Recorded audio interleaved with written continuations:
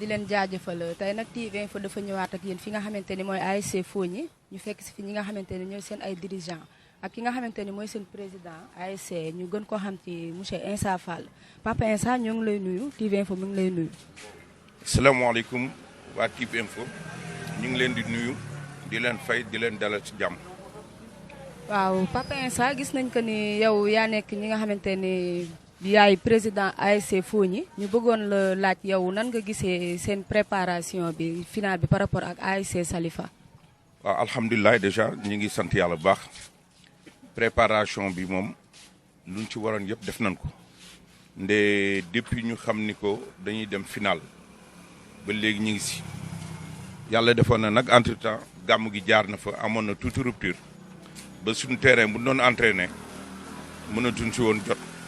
mais yàlla def na xale yi ci seen cawarte ak ci seen vivacité fexe nañu ba am terrain bu ñuy entraîné donc vraiment du point de vue entraînement on est fin prêt pare nañu et di ñaan yàlla ñu dugg si ak bisimilahi rahmaani rahim génn si ak alhamdulilahi rabbil alamin. waaw monsieur Insa dañoo bëggoon a xam aussi yow depuis quand nga nekk président ASC Fogny. waaw depuis 4 ans. 4 ans waaw maa ngi depuis 4 ans. mais aussi ni nga nekkee président dañu bëggoon a xam tamit ba xam fond bi ngeen di génnee yow kese yaa ko génne wala da nga am ñeneen ñoo xamante ne dañu nekkaat sa ginnaaw. waaw fond bi daal mën naa wax doomu Fogny yëpp ñoo koy génne man je suis la personne morale lu ma ci mën maa ngi koy def mais doomu Fogny yi aussi lu nu mën ñu ngi koy def donc foofu la ñuy jëlee moyens yi puisque amuñu vraiment un bailleur wala un médecin bu nga xam ni daf ñuy jox xaalis. mais lu nu yàlla dénk daal mu néew mu bare ñu ngi koy génne di ko def ci Fogny. ñoo xam nañ tamit yaay président bi mais tamit dañoo bëggoon a xamaale ñun ñi nga xamante ni ay jeunes lañu dañuy dégg rek ASC Fogny mais ñun xamuñu ASC Fogny kañ lañ ko créé dañu bëggoon a xam tamit kañ lañ ko créé pour ñun ak ñeneen génération yi nga xamante ni dañuy dégg rek turu ASC Fogny. waaw date exacte nag mënuma la ko jox mais xam naa ni ASC Fogny moom. c'est bien avant les années 75 lañ ko créé boobu temps essor la woon mi dem ba nekk ASFO dem ba nekk Fogny donc ak démembrement yu si amoon lépp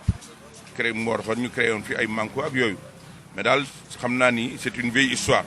puisque c'est depuis le temps de l'ancien maire de Tivaouane Ali Mbaye Pala moom si boppam mos na fi nekk président Fogny donc yàgg na lool sunu ay yaay yu fi nekkoon ñoom Adja Ndeye Ndiaye saa xott ñoo ñëpp jàppoon si aussi quoi donc Fogny du nekk lu yàgg parce que tey jii ñi football Fogny tey sunu ay doom la ñu ñooy football Fogny sunu ay doom ñooy football Fogny donc nga xam ni Fogny yàgg na sunu mag ñi football nañu ba dem ñun ñi si toppoon football ba dem sunu doom yi ñëw ñoo si football tey donc Fogny daal mi histoire bu yàgg. kon mbokk internet yi ñoo ko gisandoo ñu mel ni que ni lii mooy li nga xamante ni moom lañ leen indiloon fii nga xamante ni mooy waa ASC Fogny ñu ngi ñuy wan li nga xamante ni moo nekk ci seen bokk ci seen préparation yi moo bokk ci seen lépp lu nga. benn question boo xam ni dafay soxal waa Tivaouane yëpp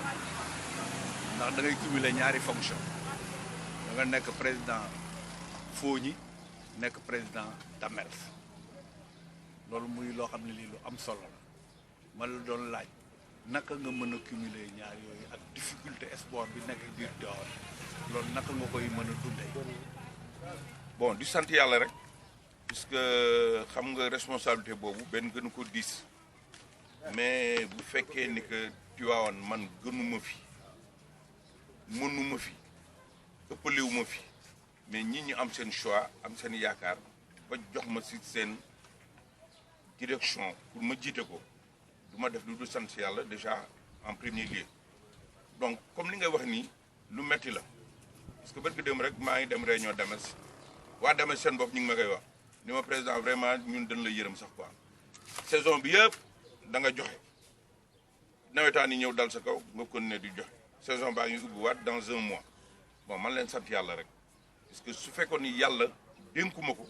du ma ko def su fekkoon mënuma ko du ma ko def te am na loo xam ni tamit su ma ko mënul du ma ko def naa jéem su ma tëlee ma bàyyi mais lu ma mën moom Fogny daf ma ko jar lu ma mën Fogny daf ma ko jar parce que damay faral di ko wax que man lu ma am aussi Fogni laa ko amee lépp tamit lu ma am Fogni laa ko indi donc yeewoo moom Fogni mais Fogni laa bokk. Damels nag mooy équipe Tivaouane yëpp a ko bokk Fogni bii ma lay wax ni actuellement war a final samedi am na au moins 3 jours Damels yu si nekk donc ñoom ñëpp ma njaboote leen ñu jëm final bon di ñaan yàlla ñu gagné final bi loolu mooy suñu souhait. Salifa aussi suñu ay doomu ndey lañu suñu njaboot lañu ñi leen di ñaanal yàlla ñu dugg si final bi ak bisimilahi rahmaani rahim génn si alhamdulilahi rabbil alamin du leen souhaiter aussi bonne chance puisque une finale c'est une fête comme on a l'habitude de dire mais ça c'est gagne aussi gagne bi nag moo tax ñuy wax final di ñaan yàlla nag vraiment mu jox na ndam li Salifa nag on n'a rien contre eux puisque ñoo bokk ndey ñoo bokk baay c'est la jeunesse c'est la population de Tivaouane ñooy dem fête Salifa ak Tivaouane benn la su ma jógee fii su ma neexee dem kër baab añ fa ndékki fa reer fa dellu si ñoom aussi pareil donc ñun ñëpp ay doomu Tivaouane la vraiment di ñaan ñaari camp yëpp plus particulièrement camp wu Fogni ñu dem ak yar parce que man yar lan ma xamee dan ma yar si yar laa juddoo si laay dee lu bokk si yaradugg lu bokk si réewande man bokkuma ci du ma ko jiite donc man lu ma jiite aussi dinaa si xar sama tànk tuwee ba lépp lu war a jaar yoon ñu jaaral ko si di ñaan encore xale yi ñu dégg sama wax parce que responsabilité dafa diis parce que lu mënti am man la ñuy wax du ñu wax supporters yi du ñu wax joueurs yi donc di leen ñaaraat di leen ñaaxaat pour vraiment ñu delloo si seen xel te Fogni aussi référence la Fogni référence la loo mënoon ti laaj ci Tivaouane danaa la demal Fogni donc nag ñun duñ ko yore ba fii ay xale ñëw bëgg ko yàq duñ ko nangu vraiment di ñaanal xale yi encore ñu dem jouer ci jàmm dellu si jàmm yàlla may leen ndam. mais président dama gis nga toog ak sa benn wax nga jege ko lool ba dégg leen ngeen di discuter moom lan mooy fonction ci équipe bi. Cheikh Gueye la tudd ñu koy wax Cheikh Yaab moom mën naa wax sax vice président Fogni la dama koy tooñ démb rek ne que équipe bi yow yaa war a ñëw jël man damay bàyyi parce que sonn naa États-Unis la nekk fa la jógee nii final bee ko indi mu ñëw tamit ak ay moyens jënd na équipement jënd na nag indi na fi ay banderole yi ngeen di gis moo ko jox xale yi jox leen lu ñu peinturé vraiment mi ngi doog a jógee Dakar ndax commande yu mu passé woon pour ñu indil ko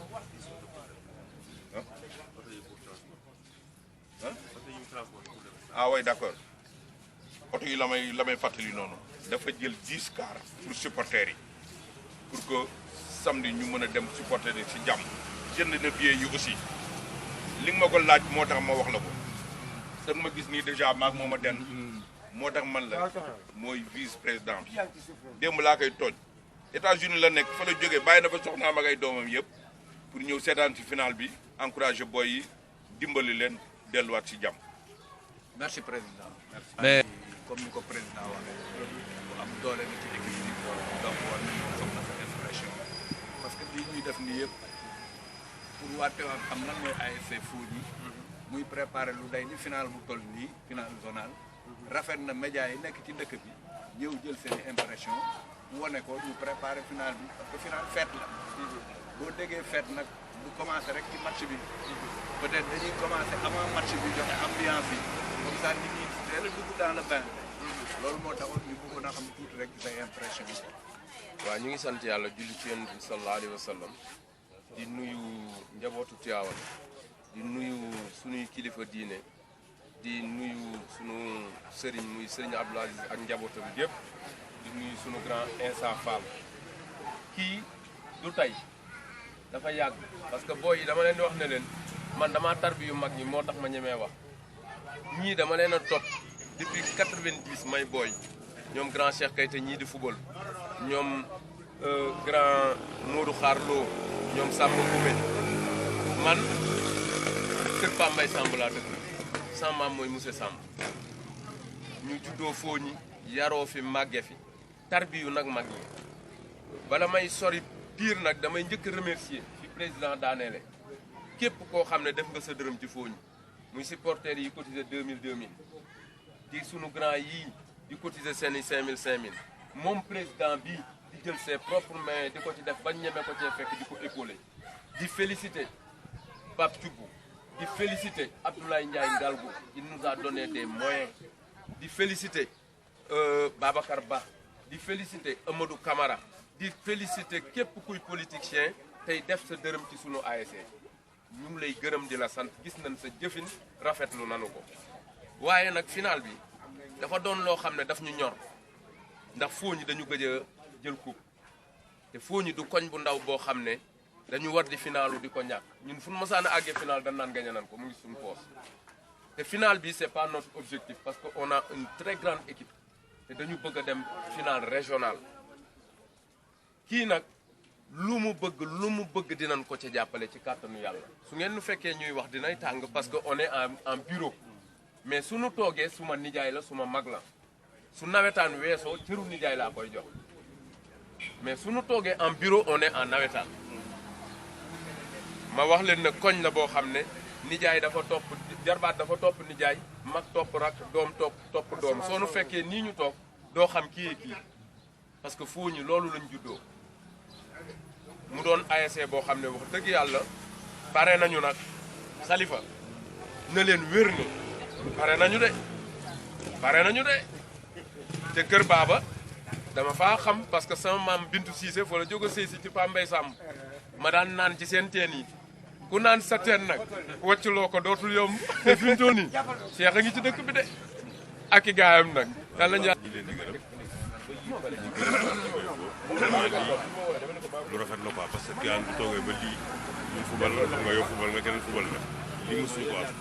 suñu toogee ba xale yi am lii kon li avantage la dëgg ñu ngi leen di gërëm bu baax a baax final bi nag moom comme li ñuy wax du fait quoi parce que dañu daan dikk di feete ñuy gagné léegi dañu dikk pour gagné xajaluñ ci ma Samba xajaluñ ci ma Demba rigueur lañ ci ñëwee ak discipline mais après tout nag résultat bi dañ ko bëgg a jël nañ ko yàlla may kër baaba na ñu ngi leen di encouragé que le maire gagne mais nag ñun on souhaite que ñu gagné match bi vraiment dama xaw a pare rek moo tax vraiment xam nga rek fubal na ASC Damel kon moom mënuñoo wax ci fubal ci Tivaouane waxatuma laak lu raw Fogny te boole wuñ ko fi grand Cheikh TIV info mi ngi lay nuyu noo gisee mbir yi di leen sant di leen gërëm di rafetlu seen liggéey di am solo bi am solo laa xam ne football la match de football la yàlla def na moo nu mu tudd kër baaba suñuy njaboot doog ñoo fa nekk xam nga comme fii ñu bëgg def final boo xam ne final bu neex amul benn coow xam nga ku yàlla may ndam bi nga gañe mais nag ndam bi nag bu mu seen nag bu ñu gañe ko waaw mais nag nañ ànd ci yeex rek ak teggin sax waaw te xam ne sport lii dong la tey ñun ñi yàlla boole ñëpp ci football yow xam nga ko football moo ñu boole te xool ba léegi boo dikkee fii toog ak asib li am solo daal mooy nañ toppatoo football Tivaouane waaw même mujjee bàyyi nawetaan nañ toppatoo football Tivaouane seet homme yi nga xam ni ñoo ko war a yokk ba defoo ko mu jëm kanam xam nga waaw léegi man passé naa nawetaan xam nga nañu wax ci footballu Tivaouane ñuy seet naka la ñuy fexe ba footballu Tivaouane jëm kanam parce que nag mu ngi bëgg a dellu ginnaaw ñun football nañ fi ba monté en première division mais yàlla def na football nañ 7 ans yoo xam ne kees mosul am ci ñun nii léegi gisuñu parce que mag ñi ñoom Moussa Seck ñoom Mbaye Fall ñoom lañ toppoon ba yàlla def ñu mel nii kon ñi fi nekk bu ñu bëggee mu baax day fekk ñun ñu rampé woon ñu ñëw ñu ànd deful Tivaouane loolu da am lu ma ci wax. jërëjëf Cheikh pour préparation seen final ñu doon laaj noo gisee préparation yi noo gisee équipe yi waaw Badou di nuyu ñëpp di féliciter gars yi parce que ñun dañu jël le train en marche am na lu bari loo xam ni fekkuñu fi mais Fogny comme li grand wax léegi bu final amee anciens yu bari dinañ ñëw fekke si ko parce que dafa yàgg ci Fogny te Fogny dañu yàgg final kon fii final fête la di gërëm nag sunu gars yi ak sunu grand frère yi nga xamante ni di dellu soit ci li grand waxoon léegi ne Fogny dafa yàgg parce que suñuy nijaay football nañu Fogny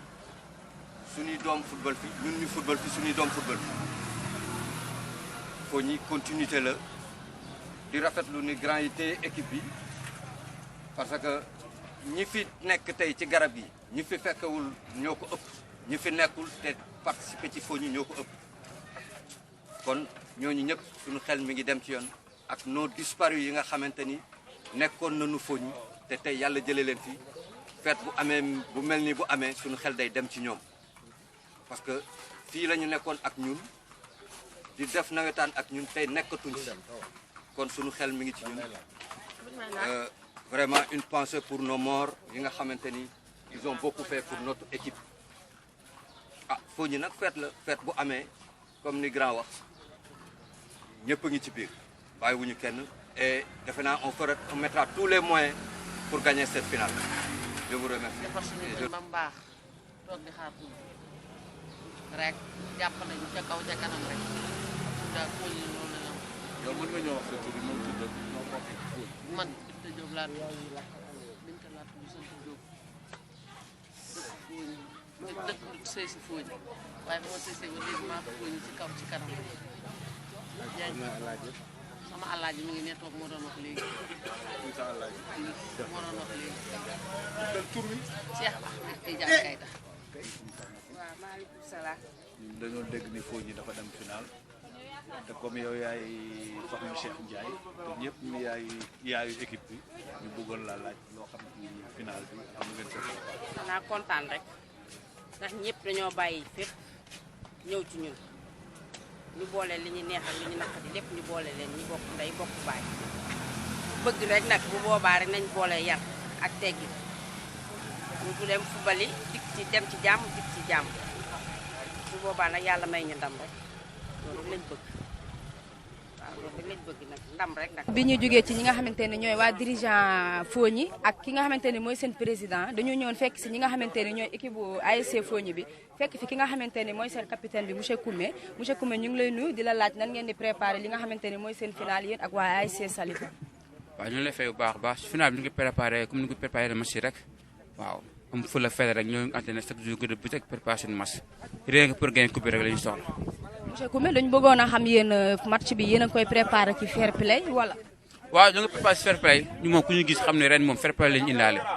fair play rek waaw ñaan yàlla may ñu ndam. yéen gis nañu yéen a ngi def seen décoration yi rafet macha allah yéen a ngi wane seen couleur drapeau yéen kon mel na ni yéen pare ngeen ci bépp. waaw pare nañu fépp la ñu pare ñoo ngi entraîné ren jour yi pare nañu seen entraînement waaw supporters ñoo ngi pare li ñuy def dirigeant dem lépp ñu def pare nañu ko ku ne instant bi xam nga li des rek mooy ñaan yàlla samedi incha allah yàlla may ñu ndam. waaw maa ngi leen di fay. monsieur Deme dañu bëggoon a xam yow nan ngay préparé li nga xamante ne mooy seen final yéen ak waa ASC Salifa. moment tout maa leen nuyu yéen ñëpp di rafet seen présence fii nii quoi di encouragé sama gars yi tamit parce que ça a été dur yoon bi metti woon na mais ASC yi bëri woon na au début mais tenir nañ ko ba fii nii loolu lépp esprit d'équipe la xam nga bokk ndey bokk bàyyi. final bi dañ koy préparé comme yeneen match yi rek parce que ça ne sera pas du tout facile loolu moom ku ko wax da ngay nax sa bopp. ñun tamit plan yëpp dañuy pare nañ ci plan yëpp physiquement mentalement yëpp pare nañ si waaw engagement bi ñu amoon détermination bi bokk ndey bokk bàyyi tey la gën a nekk waaw tey lañ gën a mën a yox jëli ko waaw. waaw kon mu mel que ni ki nga xamante ni mooy gardien wu Fogny bi synthétiser na lépp li nga xamante ni moom la ñu préparé ñoom ci seen final bi mbokk yi kon dañ leen di jox daje rek ba li nga xamante ni mooy jour final ba samedi ak jàmm incha allah TV Info moo ngi leen di remercier di leen jaajëfal à bientôt. ñoo ngi fii ak ki nga xamante ni mooy monsieur Salikha mi nga xamante ni mooy coach ASC Fogny coach ñoo ngi lay nuyu. waaw ñu ngi leen di fay waa TV Info di leen ziar bu baax a baax a baax. waaw coach dañu bëggoon a xam rek yow nan ngay préparer ñi nga xamante ni ñooy seen ay joueurs ci final bi. waaw comme d'habitude rek comme ni daan préparer final yi rek waaw concentration fulla fayda jom comme suñu devise waaw fulla fayda jom xam ni ñu yóbbu ginnaaw suba di ñaan yàlla nag mu may ñu ndam ci kàttanam incha allah. kon mel na ni que ni yow da nga joueur ba di ngeen indi lépp lu nga xamante ne ni maanaam daal victoire bi daal yéen a ngi koy séentu ci seen côté. waaw amuñu si benn sikki sàkk victoire moom ñu ngi koy séentu di ñaan yàlla aussi mu jox ñu ko ñu ngi koy séentu bu baax a baax a baax a baax a baax. ok merci beaucoup coach ñu ngi taxaw ak tamit ñaar ñi nga xamante ne ñooy ay acolytes ki nga xamante ne mooy monsieur Saliha tonton tur bi nan la. Aziz Ndiaye alias Gaynde gi. papa Gaynde gi kon bokk papa j'espère que yéen a ngi préparé li nga xamante ni mooy seen final. waaw ñu ngi koy pare bu baax waaw ci côté yëpp nag quoi mentalement physiquement lépp daal ñu ngi pare incha allah. papa yéen tamit préparé ngeen seen ay joueurs mel na ni yéen tamit da ngeen a dundee yaakaar li nga xamante ne mooy jouru final bi. non pare nañ démb tey foog a ñëw ñun instant bi li ñuy xaar mooy le 24 quoi mais le 23 bi nii yox la jëli ko rek amul leneen waaw. tonton tur bi nan la. Ahmed Traoré. monsieur Ahmed dañu bëggoon a xam yow lan ngay terminer rek ñaar li nga xamante ni sa ñaari acolytes moom la ñu wax léegi. waaw comme ni sama copain Zal mujjee wax rek xam nga yox la jëli ko lañ wax ñun fooñ lañ dëkk amul ragal lii final la benn yoon la ci at mi dañuy dem jëli ko du lii moon tax a jóg départemental lañ séntu wala régional moon tax a jóg mais du Kër Baaba moo nekkee incha allah. dañu bëggoon a xam aussi ban message moom ngeen di lancer li nga xamante ni mooy jeune supporters yi nga xam ne dañoo war a dem stade pour dem supporter ji. waaw yokku li ñu doon def rek parce que supporters yi Fogny moom ku leen xool xam ni parente wuñ danoo pare ku jaar suñu koñ gis na mu mel fépp di rouge blanc xam ne suñuy supporters pare nañ dañuy yox jëli ko comme ñoom nit ñu koy waayalee rek dañuy dem jëli ko parce que coupe bi dañoo jàpp ni suñu yëf la dañu ko téer rek dañuy dem jëli ko samedi incha allah bu neexee yàlla. ok merci beaucoup ñoo ngi leen di jaajëfal bu baax a baax di leen wax bonne chance et à samedi incha allah gisandoowe li mooy li nga xamante ni TIV info moom la leen indiloon tey fii ci ASC Fogny mu mel que ni ñoom ñi ngi def li nga xamante ne mooy seen préparation finale mel na ni ñoom def nañ lépp li nga xamante ne ci seen wàccaay final bi ci la bokk du ñu def lu di leen jox daje dig daje ba samedi incha allah